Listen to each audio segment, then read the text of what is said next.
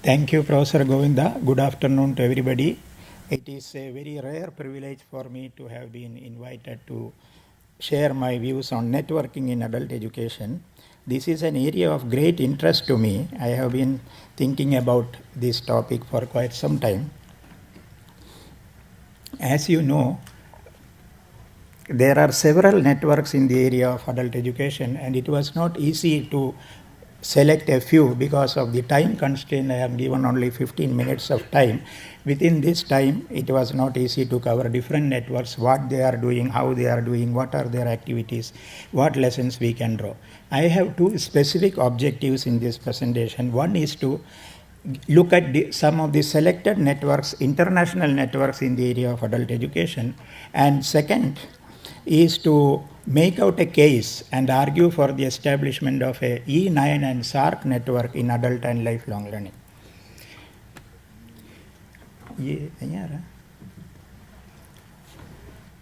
I am told I have to wait some time to get this thing on.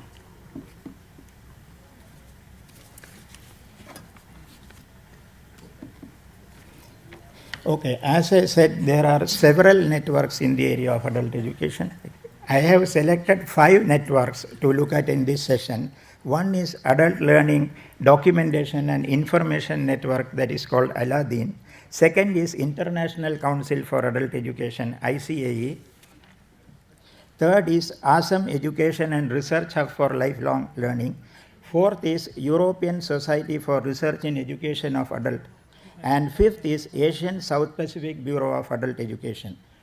These are the 5 networks I have selected. I know, some of the people who are associated with the networks are here. Whatever I am not able to cover in this, they can add to this. One is coming to Adult Learning Documentation and Information Network of the UNESCO. This was established post-Confindia in 1997 in Hamburg. It was monitored by the UNESCO Institute for Lifelong Learning. It consists of 95 governmental and non-governmental and academic organizations in 47 countries in the world. Second is International Council for Adult Education, which was established in Canada in 1973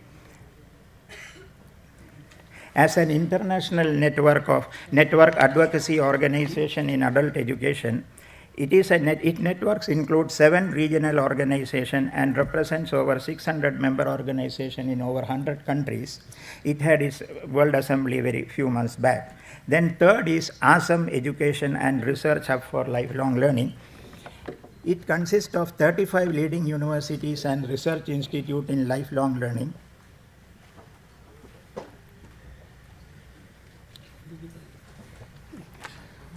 It was officially launched during Copenhagen Conference in 2005 at the Danish School of Education under the chairmanship of Professor Arne Carlsen.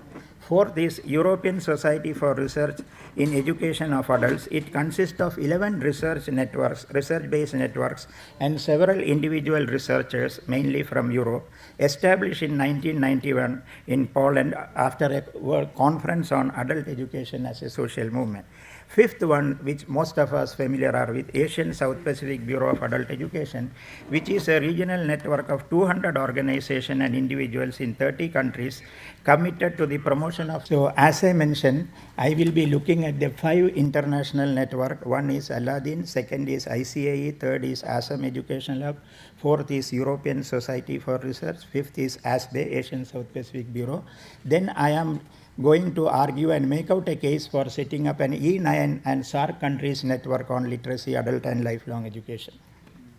As you know, Aladdin is a global network of networks of documentation and information centers in the area of adult education. Main objectives are networking and capacity building. It facilitates informed policy making, research and program development by making accessible relevant documentation and continuously updated information on adult learning. It had organized 2 capacity building programs. One is Toolkit for setting up documentation center. Second is a self-learning package for adult educators which can be freely accessed, adopted or adapted by any countries. Under this, Aladdin India has a sub-network which connects 100 documentation center and institutions of adult learning and literacy in the country. During 2006 and 8, Aladdin India developed a comprehensive learning package which called Participatory Adult Learning, Documentation and Information Networking. For all the information about Aladdin will be available on this network. This is how the web page of the toolkit. Anybody, 1 or 2 person can set up a documentation center using the toolkit developed by the UNESCO. This is a self-learning capacity building kit developed by UNESCO. This is the course package, 2 learning packages of 480 pages written by 17 individuals on 33 topics, where anybody wants to know about certain aspect can access the material at UNESCO website. UNESCO has hosted it on their website. This material has been adapted and adopted by Bangladesh and Nepal, and even Afghanistan is exploring. And this material also further used by Indira Gandhi Open University to develop a diploma program. Then second network, which is very interesting, is Assam Lifelong Learning Hub. It is an official network for university cooperation and lifelong learning research between Asia and Europe. It was conceived as a platform for dialogue between researchers and education policy makers. Its main objectives are carry out joint comparative research to produce new knowledge and share experiences, facilitate dialogue and interface between educational research and policy making, improve research quality and research capacity of partner universities, exchange students and academic, disseminate knowledge, research result and policies of lifelong learning, and strengthen relationship and increase mutual understanding between Asia and Europe.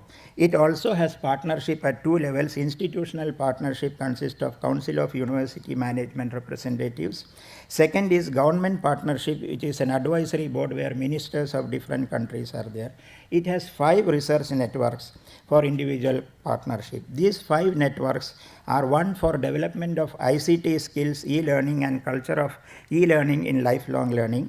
It is coordinated by Korean National Open University. Second is competence development at workplace learning, coordinated by Danish School of Education. Third is professionalization of lifelong learning and infrastructure in lifelong learning with a special emphasis on teacher training, coordinated by German Institute for Adult Education. And fourth is national strategies for lifelong learning with regard to citizens' motivation and barriers against continuing education and training, coordinated by National Center for Education Development Research, Ministry of Education, China. Fifth is Assam Core Competence, coordinated by South Seoul National Open Universities. Lifelong Learning Hub Secretariat is located at DPU. You should visit this following website for more information: www.dpu.dk/Assam. And if you need more information, his chairman, Professor Arne Carlson, is here. You can meet him and talk to him. They have one interesting thing about this network is they have brought out very interesting scholarly publication on different aspects. These are the 5. Most interesting is one on teachers and trainers in adult and lifelong learning, Asian and European perspective, which looks at comparative perspective of training programs in the area of adult and lifelong education. Then we come to ICAE, whose president fortunately is here, Professor Alan Tuckett. And ICAE is a strategic network that promotes adult learning as a tool for active citizenship and informed participation of people. Its mission is to promote lifelong learning as a necessary component for people to contribute creatively to their communities and to live in independent and democratic society. Adult and lifelong learning are deeply linked to social and economic justice, environment, equality of gender relation, universal right to learn, living in harmony with the environment, respect for human rights, recognition of cultural diversity, peace, and active involvement of women and men in decision affecting their lives. ICAE is network in motion, constantly rebuilding and accompanying changes in national, regional, global concern. It has a consultative status with UNESCO. Its main activities, one of the strong activities is Gender and Education Office, which is formed by experts in gender and education, and it networks from different parts of the world. It follows and monitors actions of United Nations summits, conferences, Conventia, EFA, and Millennium Development Goals. It has specialized publication, which every adult educator knows, Convergence. It is being published from National Institute of Adult and Continuing Education, UK. It has a weekly chronicle bulletin, Voice voices rising, which disseminate all information.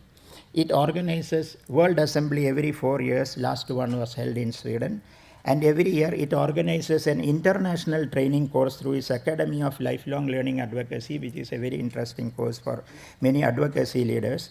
This is an innovative pioneering project that promotes the development of global citizenship and right to education. This 3-week course focuses on generating broader vision on adult education within framework of human rights and active citizenship, and developing linkages with most important globalization issues that affect the world. It has an executive committee consisting of 19 elected members. All the details you can look at ICA website, or you can personally ask Professor Alan Tuckett, who is here. Then third network, which is more confined to Europe, is European Society for Research on the Education of Adults. It is basically concerned, promotes and disseminates theoretical and empirical research on education of adult learning in Europe through its research network, conferences and publication. One interesting thing is journal which they publish. It is freely accessible. It publishes very interesting article which can be taken up, which can be looked at by those who are interested. These are the 11 networks of the SRIA. Most of them are active, and they have network on access learning careers, network on active democratic citizenship, network on adult educators, trainers and their professional development, network on working life and learning, network on gender, and so on and so forth. Their website will give you all the other information. Then we have the Asian South Pacific Bureau of Association for Basic and Adult Education, known as ASBE. It works towards promoting quality education for all. Mission is to advance and defend rights throughout Asia Pacific region to learn and be able to go on learning throughout their lives in order to gain control over their own destiny. It works on 4 areas, basically policy advocacy, leadership and capacity building, strategic partnership, institutional capacity building, and many other areas. Then we look at, I have broadly, quickly surveyed some of the existing network. Now, what are these networks doing? Most of the network provide a platform for communication, discussion, access to materials. It provides a chance to its members to participate in workshop and conferences, develop capacity through short-term courses and web-based learning materials. Each networks, if you look, seen that, operate independently and limited to its members. There is hardly any interaction between different networks. There is not much focus on the concerns of E9 and SAARC countries, and I don't see any network for especially to promote South-South cooperation, which has been considerably discussed. So with this idea,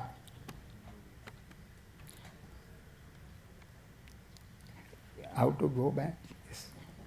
With this idea, we propose that we should set up, we can discuss the possibility of setting up a network for E9 and SAARC countries on literacy, adult and lifelong learning. Its main aim should be that to provide a platform for communication, discussion, dialogue, sharing, building partnership, supporting each other, learning and developing knowledge and capacities. Its main focus should be on adult literacy in E9 and SAARC countries, because this aspect has not been covered in many of the existing networks.